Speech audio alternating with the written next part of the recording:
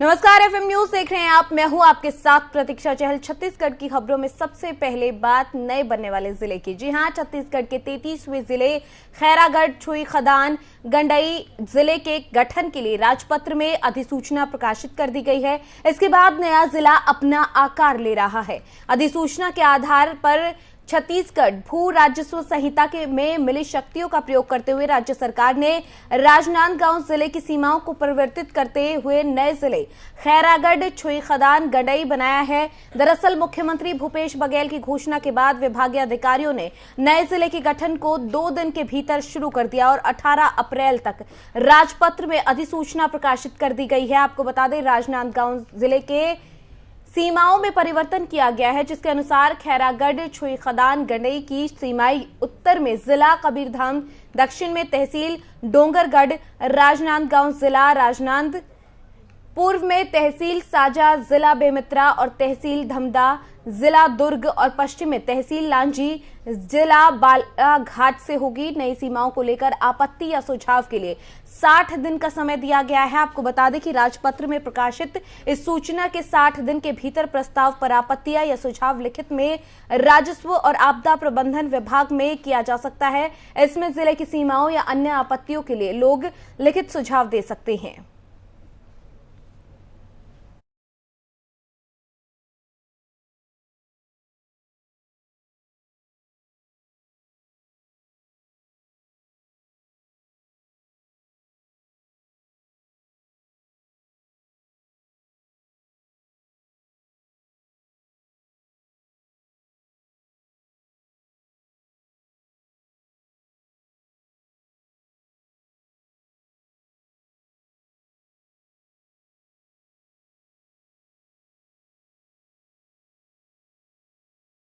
वहीं केंद्रीय नागरिक उड्डयन मंत्री ज्योतिरादित्य सिंधिया 2 दिन के प्रवास पर छत्तीसगढ़ पहुंचे, जहां सिंधिया सोमवार रात 9 बजे रायपुर पहुंचे। यहां बीजेपी सांसद संतोष पांडे और सुनील सोनी सहित कार्यकर्ताओं ने उनका स्वागत किया।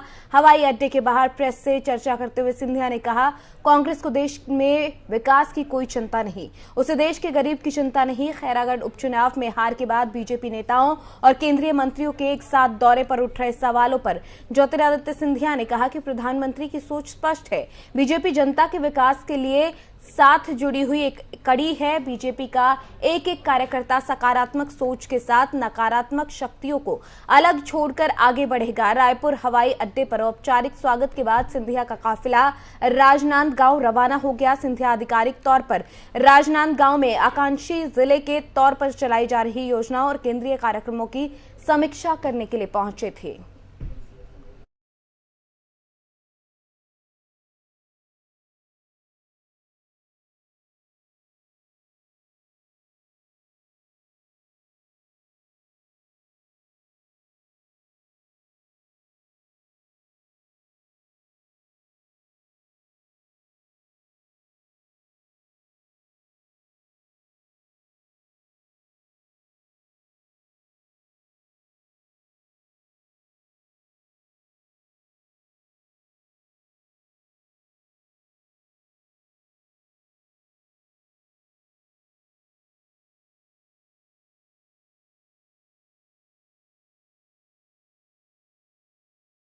बेमित्रा में जनपद पंचायत में बवाल जारी है। जनपद पंचायत अध्यक्ष और उपाध्यक्ष के अविश्वास प्रस्ताव के लिए सदस्यों के आवेदन के बाद हस्ताक्षर का कलेक्टर के सामने मिलान किया गया, जो कि सही पाया गया, जिसके बाद कलेक्टर ने नोटिफिकेशन जारी कर दी है। रिटर्निंग ऑफिसर के रूप में बेमित्रा के एसडीएम दुर्गेश वर्मा को नियुक्त किया गया, जिसके बाद 26 तारीख को जिला पंचायत सभागृह में अविश्वास प्रस्ताव के लिए वोटिंग होगी।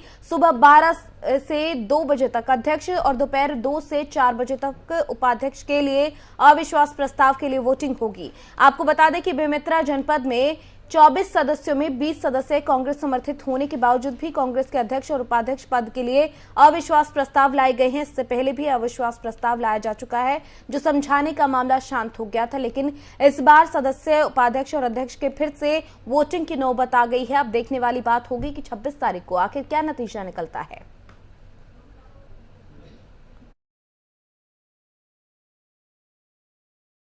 पंचायत के जनपद अध्यक्ष उपाध्यक्ष के खिलाफ में अविश्वास प्रस्ताव पेश कर रहे हैं नमन है।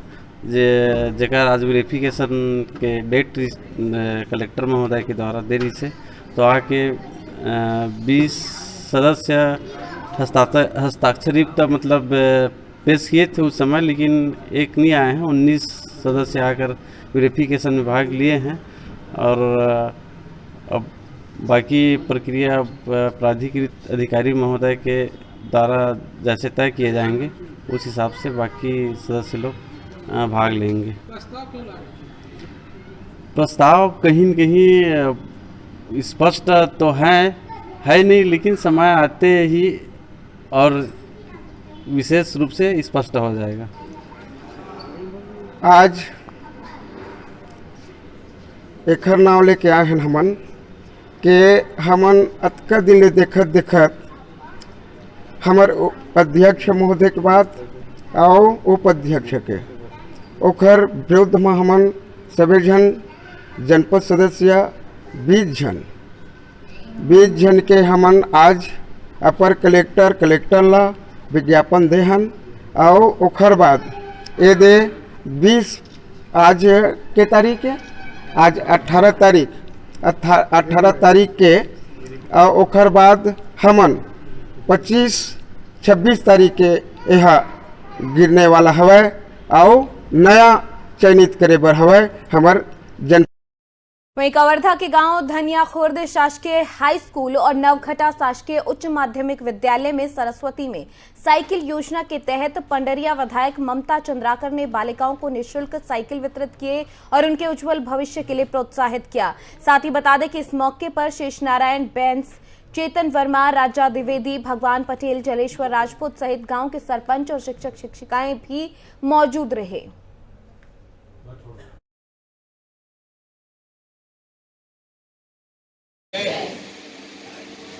सरस्वती साइकिल योजना के अंतर्गत नवघटा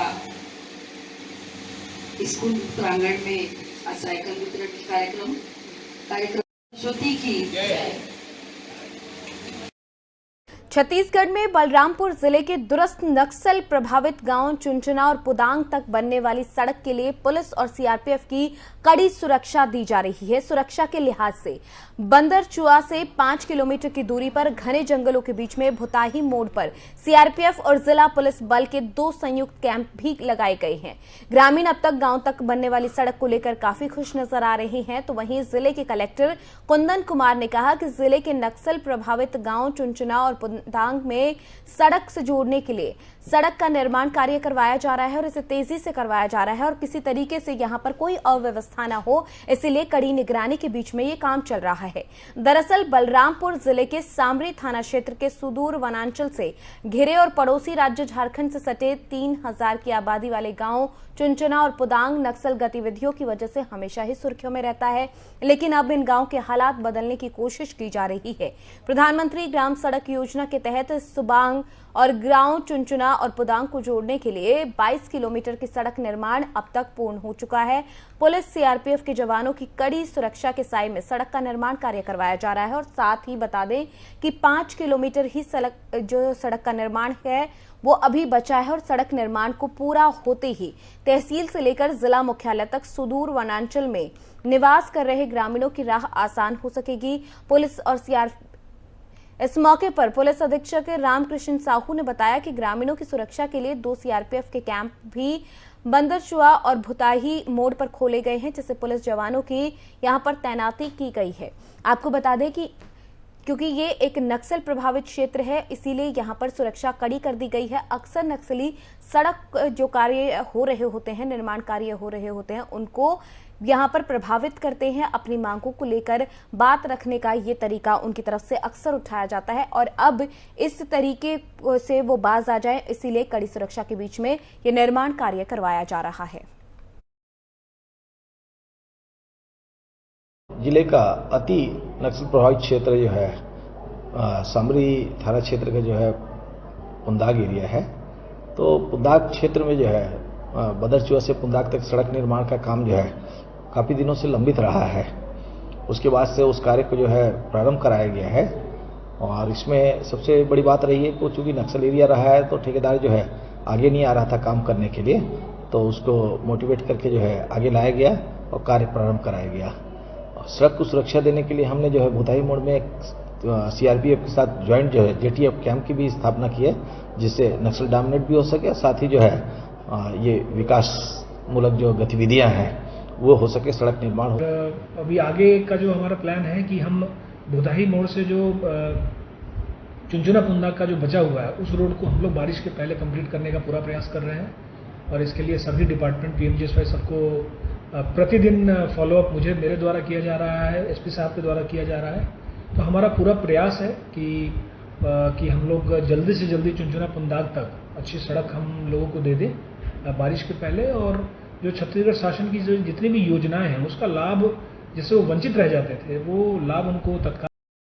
खबर बेमित्रा से, जहां पर लगने वाली स्पंज फैक्ट्री के विरोध में एक बार फिर से ग्रामीणों की तरफ से लामबंद होना शुरू कर दिया गया है और जमकर विरोध भी किया जा रहा है। बता दें कि बेमित्रा जिले में स्पंज फैक्ट्री लगाने के लिए कंपनी आतुर है, लेकिन बेरला ब्लॉक के अलग अलग गांव के लोग इस फैक्ट्री के लगने से काफी नाराज हैं और लगातार अपने रोष का प्रदर्शन करते रहते हैं।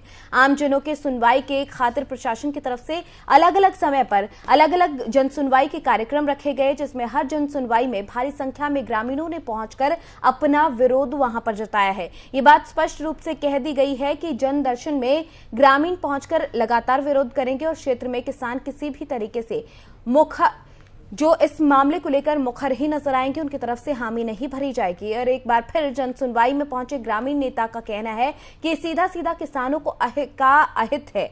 हमारा बेमित्रा जिला कृषि प्रधान जिला है, अगर सरकार को चाहिए तो कृषि से संबंधित कोई फैक्ट्री यहां पर लगाई जाए। किसानों के हित और लोगों के स्वास्थ्य को ध्यान में रखते हुए सरकार को फैसला लेना चाहिए। प्रशासन को किसानों की इस मांग को देखना चाहिए। इतने जन विरोध के बीच में फैक्ट्री नहीं लगनी चाहिए, ये ग्रामीणों की तरफ से बार बार कहा जा रहा है।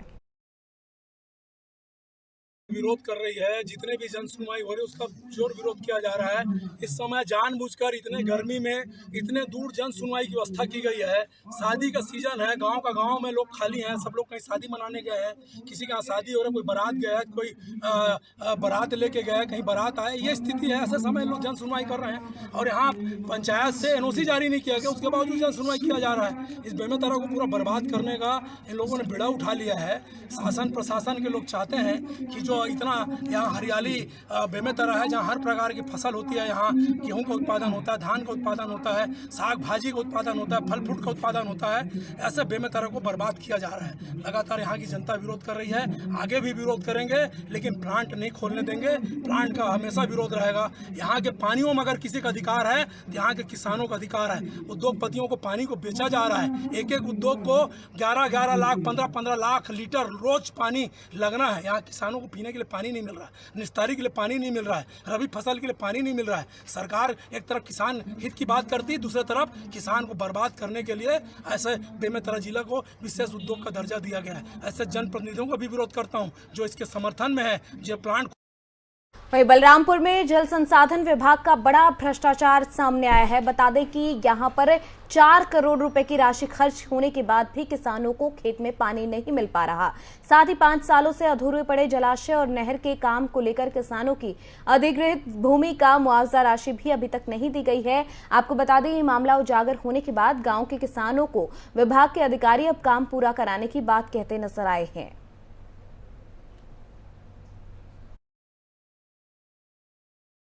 17 मार्च को कल मैं गया भी था धर्मी, उसमें जो है बांध बन गया है। नहर है, 2 नहर है, एलबीसी आरबीसी 1-1 किलोमीटर की। एक नहर में आपका 3 स्ट्रक्चर बनना शेष है और एक नहर में जो है कुछ पाइप लगाना शेष है। स्लूस 2 गेट है, उसको लगाना है। एंडम वाले को आज बोल दिया हूँ। कुछ मुआवजे का प्रकरण है, बस ये छोटी छोटी चीज़ें उसको पूरा करते हैं और उसको बनाते हैं। मैं जस्ट अभी आया हूँ तो मैं वही चीज़ों को समझने जानने का प्रयास कर रहा हूँ। तो अब सारी चीज़ योजनाओं को पूरा करते हैं, बाकी पुरानी चीज़ों को थोड़ा देखना पड़ेगा क्या कैसे है।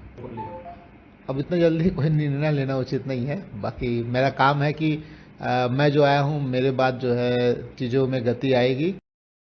वहीं कोरिया जिले के वन मंडल के तहत आने वाले खंडगवा रेंज के शालेडे खंडगवा बिट में अवैध गिट्टी बोल्डर को परिवहन करते हुए एक ट्रैक्टर को जब्त कर लिया गया। वहीं वाहन चालक से पूछताछ के दौरान उसने बताया कि वो राहुल जायसवाल के लिए आईसेट ट्रैक्टर का ड्राइवर है और अपने मालिक के कहने पर यहां से पत्थर गिट्टी लेने के लिए पहुंचा था और इस साथ ही कहा कि मुझे अशोक जायसवाल के क्रैशर को ले जाना था। आपको बता दें कि लगातार अवैध खनन को लेकर अधिकारियों की तरफ से यहां पर सख्ती बरती जा रही है और अवैध गिट्टी बोल्डर का परिवहन करते हुए ड्राइवर सहित जो ट्रैक्टर है उसको जब्त किया गया है। ड्राइवर को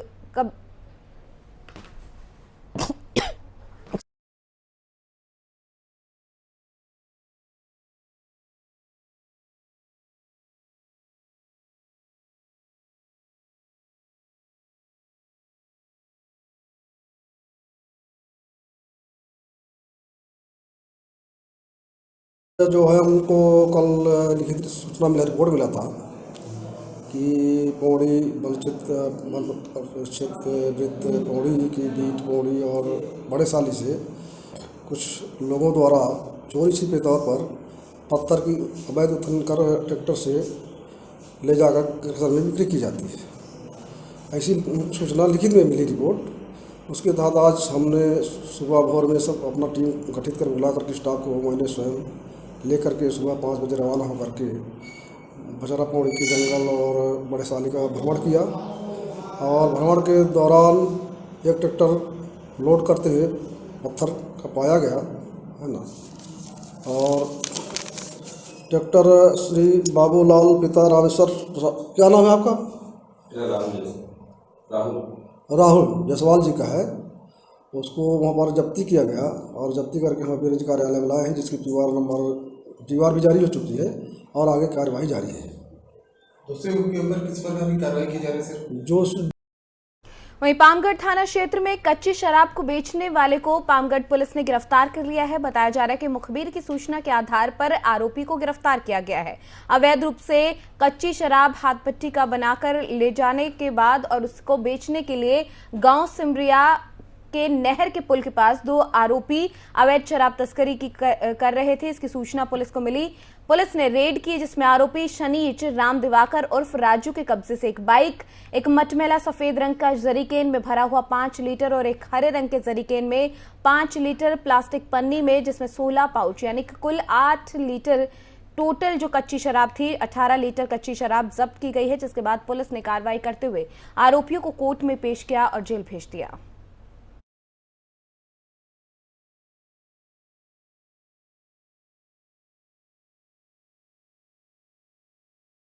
वहीं रायपुर में लगातार व्हाइट कॉलर क्राइम बढ़ते जा रहे हैं। बता दें कि एक महिला से ठगी का मामला सामने आया। उसको सोशल मीडिया प्लेटफॉर्म पर ऑनलाइन लोन का झांसा देकर देश भर में करोड़ों रुपए ठगने वाले एक गिरोह के 2 आरोपियों ने अपना शिकार बनाया। इस अंतर्राज्यीय गिरोह के 2 आरोपियों को राजधानी रायपुर की पुलिस ने गिरफ्तार किया है। साथ ही बता दें कि ठगी का शिकार महिला को लोन की रकम देने के बाद ही महिला को आरोपी रकम की वसूली के लिए धमका रहे थे और पैसे भी ले रहे थे। साथ ही बता दें कि आरोपी ने उस महिला से 3,93,998 रुपए की ठगी की और गिरफ्तार आरोपियों से इस चेन में जुड़े अन्य आरोपियों के संबंध के बारे में पूछताछ भी की जा रही है।